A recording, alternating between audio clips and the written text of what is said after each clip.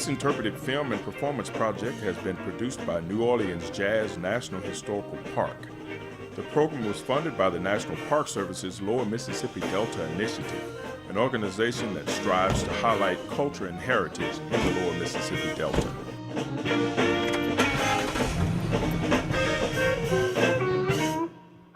Join us as we take a road trip to national parks in the Lower Mississippi Delta.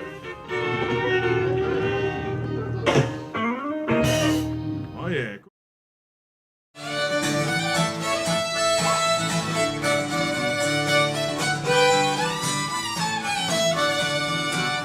Was at the siege of Vicksburg, of Vicksburg. Was at the siege of Vicksburg, when the Minnie Falls were singing through the air. Listen to the Minnie Falls, listen to the Minnie Falls. Oh, the Minnie Falls were singing. Vicksburg itself is a very significant part of Civil War history. This is the turning point of the American Civil War. Up to July of 1863, the Union had been doing a pretty good job of losing the war.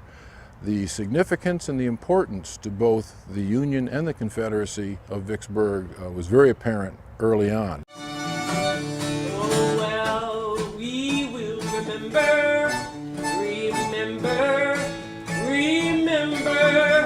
Tough mule meet June, sands November, and the parrot shells were singing through the air. At Vicksburg and at every other major Civil War battles, they had left 627,000 of their comrades behind, and they wanted to memorialize those soldiers who never came home from the war. They wanted to leave for posterity, their grandsons and great-grandsons, a very strong message that they never wanted any future American generation to go through what their generation had gone through, where the country turned on itself, brother against brother, with force of arms, killing 2% of the national population. Listen to the parrot shells, listen to the parrot shells. Oh, the parrot shells were whistling through the air.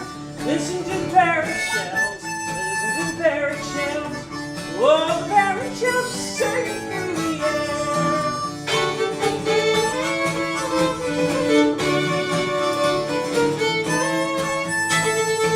The feature song at Vicksburg was at the Siege of Vicksburg. It was written to the tune of Listen to the Mockingbird and featured our fiddler, Gina Forsythe.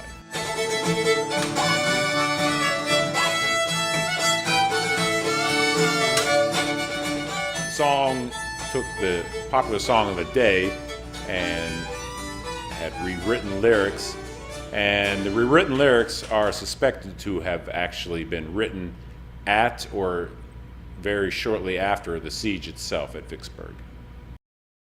We're out in the actual battlefield now, out on the tour road. We're in Union lines. In fact, we're at Battery de Gaulier, one of General Ulysses S. Grant's large massings of Union artillery. When you come visit the park today, a lot has changed. First of all, it's forested. The trees that you see around me, and as you will continue to see through the park, they were not here in 1863. Imagine a moonscape. Also today, it's peaceful and quiet. 148 years ago, these cannons all around me would have been roaring as fast as the men could load and fire at the Confederate lines across the way. Behind me, you see the Illinois Memorial. That's the largest monument in the park, and fittingly so. 37,000 troops from the state of Illinois fought here. One of the interesting things about the Illinois Monument is all the symbolry that's on it, none of it represents war. It's all peace and reconciliation. There are 47 steps in the monument here. There was one for each day of the 47-day siege.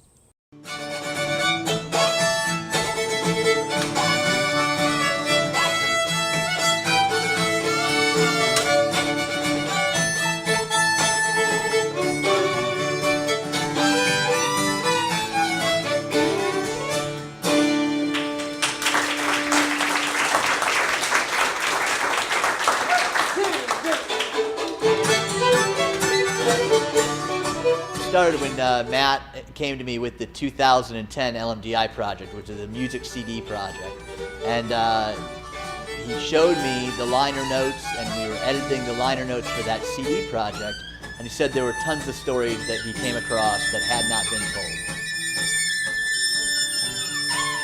You know, every day I'm here at this site and I see what amazing work they do, but to have that opportunity to share that with people, to have an opportunity to have that digital media was something that we did not have and something that was really important aspect of this project. And so it was to go take the same project and go do that project in the parks that were involved in the original project.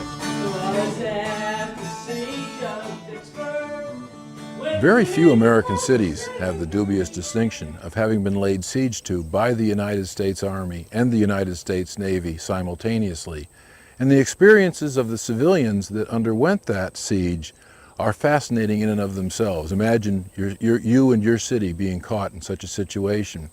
It also gives us a chance to kind of demyth and debunk some of the myths about the Civil War, that everybody was either one side or the other. The Shirleys, the family that lived here, were Northerners. They were Unionists. They were from Goffstown, New Hampshire. Mr. Shirley, James Shirley, was a lawyer here in Vicksburg, as well as a plantation owner. And even though they were Northerners and were Unionists, they were slaveholders. So there's an awful lot of gray in the Civil War, not the black and white that we've always been traditionally taught was the case.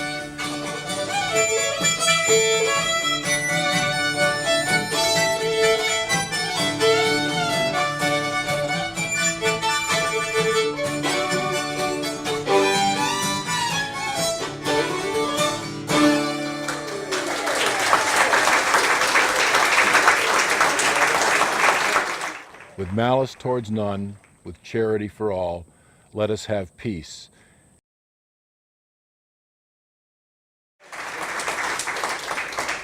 We're going to feature Gina on one more old-time fiddle song. What are you going to play for us? One from the 19th century called Golden Slippers.